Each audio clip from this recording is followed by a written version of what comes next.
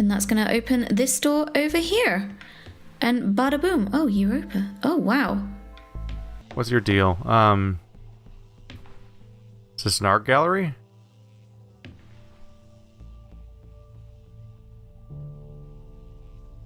The door is open, and there's basically like all these paintings. Alors oui, forcément, une salle d'exposition dans une station spatiale, ça surprend. Ça intrigue, ça déçoit même. Il faut dire que le jeu ne nous a pas habitués à ce type de décor. The Turing Test proposait jusqu'à cette salle, unique dans le jeu et cachée, que des environnements très lisses, propres, brillants, presque aseptisés, parfois un peu industriels, mais rarement confortables, intimistes, et surtout décorés de peinture. On se retrouve dans un lieu simplement pensé et construit pour être calme et reposant. Un lieu de repos qui propose une exposition de peinture. Et l'étrangeté de cette salle vient autant de son décor, les peintures, que de sa non-fonctionnalité sur une base scientifique lointaine. Et c'est d'ailleurs intéressant que le studio Bulkhead Interactive ait intégré un personnage artiste dans son jeu. Chaque membre de l'équipe a une fonction dans cette mission périlleuse. Nous avons le chef de mission, la biologiste, le médecin, pour ne citer que, mais chacun de ces personnages ont aussi une seconde activité, dont la peinture, le sport, le violon, la religion. Cette autre activité permet de mieux cerner le profil de chaque personnage. Le sportif est impulsif, peut-être colérique, sa chaise est renversée, les papiers jonchent le sol, il s'est brouillé avec son frère, il a une batte de baseball avec lui, c'est le second de l'équipage. La biologiste est pieuse, sans doute calme, ordonnée et organisée, son lit est fait, les crayons rangés au cordeau, l'espace est dégagé.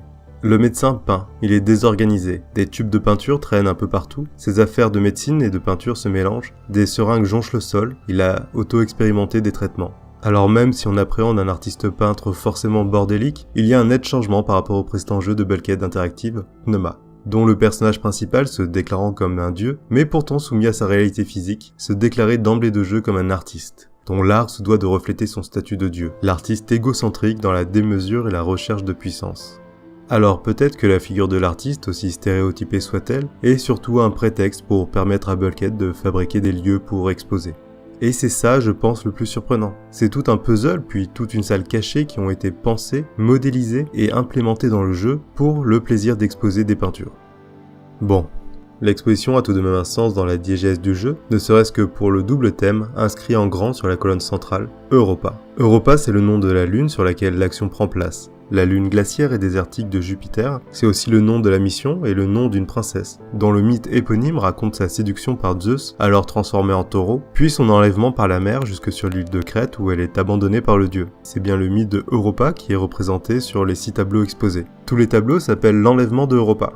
Et parmi les artistes exposés, il y a Coypel, Jordaen, De Troyes, Giordano, Titien et un apprenti de Rubens. Et dans les mouvements représentés, l'exposition brasse quelques siècles, en allant de la Renaissance italienne au Rococo en passant par le baroque. Si les tableaux racontent tous le même mythe, ils choisissent de représenter des scènes différentes, qu'on peut globalement regrouper dans 2 grandes cases, la séduction et l'enlèvement. La séduction est principalement représentée par des scènes de foule, d'allégresse, parfois d'opulence. Europa est souvent au centre de l'attention et de la composition, assise, peut-être paresseusement, sur Zeus, transformé en taureau. Il est d'ailleurs plutôt placide, paresseux, voire amorphe. La seconde mise en scène, l'enlèvement, crée de la tension dramatique en déplaçant Europa alors sur le taureau vers les bords du cadre. Pour souligner le mouvement, l'enlèvement est la contrainte. Europa ne voyage pas sur le taureau, elle est emmenée contre son gré. Le tableau de Titien mettant encore plus l'accent sur la détresse de Europa en proposant une posture et un traitement des chairs réalistes. Elle n'est plus seulement emmenée, elle s'incarne en se débattant. Ce qui n'est pas clair non plus, c'est le choix des peintures. Par exemple, Coypel et Jordaen, qui sont exposés avec ces peintures-ci, ont fait d'autres peintures représentant le mythe de Europa, qui sont, je pense, bien meilleures ambassadrices de leurs mouvements respectifs. Le baroque se caractérisant, entre autres, par la surcharge, l'excès, la décoration, et le rococo par la décoration, les symboles de l'amour comme les chérubins, bref, des mouvements à l'esthétique surchargés. Et ce qui est présenté dans l'exposition sont des peintures particulièrement sages. Il semble y avoir une volonté curatoriale, une volonté de sélection, d'avoir un ensemble de peintures très homogène dans les représentations. Et c'est d'autant plus étrange que l'histoire de l'art ne manque pas de représentation du mythe de Europa. Peut-être qu'il y avait un affect particulier de Bulkhead Interactive envers les peintures exposées. On ne saura sans doute jamais, ce choix interroge et m'intrigue. Et en parlant des artistes, l'œuvre de Titien qui est exposée, celle-ci, eh bien je vous ai un peu menti, parce que c'est en fait une copie peinte par Rubens qui est exposée. Et on peut voir les différences quand on met les tableaux côte à côte. L'original de Titien, la version exposée dans le jeu, et la copie de Rubens. Et on se rend bien compte que c'est la copie qui est intégrée dans The Turing Test quand on regarde la tête du taureau, bien dessinée, carrée et à la mâchoire forte. le tableau de Titien privilégiant une face plus fine et triangulaire. Dans les détails, on peut aussi remarquer la forme du drapé et de la montagne en arrière-plan, et la présence d'un clapotis sous le pied de Europa. Et si cette inadvertance est plus amusante qu'autre chose, et qu'en tirant un peu sur la corde on peut fabriquer du sens et du contexte, les formats des tableaux, eux, ne sont pas respectés. Ils sont parfois étirés, parfois à la mauvaise échelle, sans préoccupation homothétique. Les tableaux sont déformés pour rentrer dans le carcan des cadres modélisés par Bulkhead. Et ce n'est pas la seule modification des tableaux par l'équipe de développement, puisqu'on peut voir que les tableaux sont artificiellement vieillis. La peinture manque ça et là, et si dans la diégèse du jeu, ça peut être cohérent, peut-être à cause de l'humidité, du froid ou du temps, nous jouons quand même dans le futur. Mais en prenant le temps de comparer les zones usées des tableaux avec les originaux, on se rend très vite compte que, étrangement, la peinture est effacée là où est représentée de la nudité. Ce qui permet à Bulkhead de garder un ESRB, l'équivalent nord-américain de notre PJ, déconseillé aux moins de 13 ans. La représentation de nudité ferait automatiquement rentrer le jeu dans la catégorie mature, soit interdit aux moins de 17 ans. Et ce lieu qui est modélisé dans le jeu produit une certaine vision du musée, de la galerie et de l'exposition, puisque la salle est à la fois intimiste, proposant a priori une relation privilégiée entre l'œuvre et le spectateur, dans un environnement plutôt confortable. La forme circulaire invite à voir les œuvres plusieurs fois, sans proposer de hiérarchie entre les tableaux. Et le soin apporté à cet endroit est franchement impressionnant. Il y a d'ailleurs une forme de contextualisation de l'exposition au travers de 2 tablettes que l'on trouve sur les banquettes. Sur chacune des tablettes, il y a une partie d'un des textes originaux du mythe de Europa, et cette contextualisation de l'exposition, en proposant les textes originaux du mythe, montre assez bien que la salle a été pensée comme une véritable exposition. Mais à contrario de cette idée, les peintures sont sous verre, portant, en plus, l'inscription « Ne pas s'appuyer sur la vitrine ».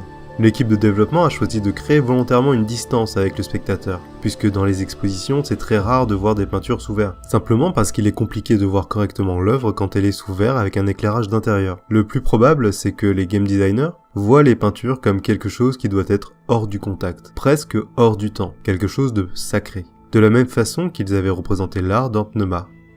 Et finalement, ce que propose The Turing Test dans cet espace, c'est une exposition thématique, mais qui ne produit rien. Elle ne produit ni réflexion, ni curiosité, et engage bien trop peu le spectateur. On entre dans la salle, on regarde et on s'en va continuer le jeu. Alors que la plupart des salles secrètes créent de la narration, ou proposent des références liées au concept que le jeu explore. Alors oui, ici, il propose le texte de référence du mythe de Europa, mais rien qui va bouleverser le joueur ou remettre en cause la narration qu'il s'est construite. Et c'est d'autant plus dommage que le jeu vidéo est un média interactif. Cette salle est construite comme hors du jeu vidéo.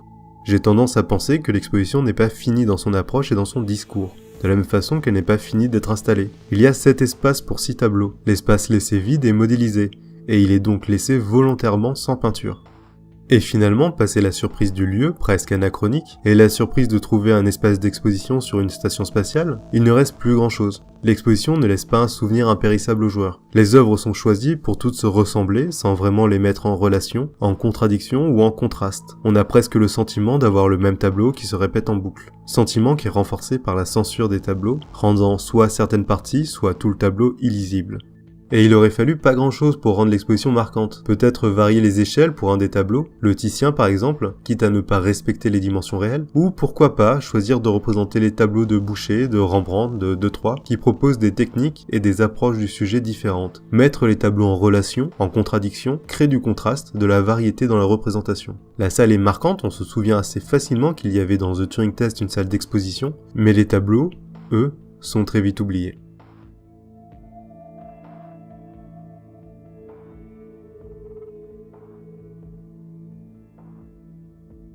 Si je vous ai parlé de ces tableaux représentés dans The Turing Test, ce n'est pas simplement pour descendre les efforts des équipes du jeu, en pointant toutes les maladresses de leur espace d'exposition, qu'ils ont, je suis certain, modélisé avec les meilleures intentions du monde.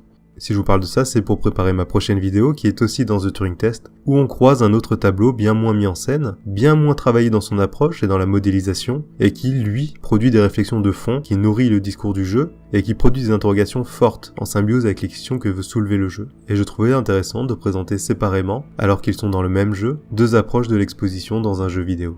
Mais je ne spoil pas et je garde la surprise pour la prochaine vidéo.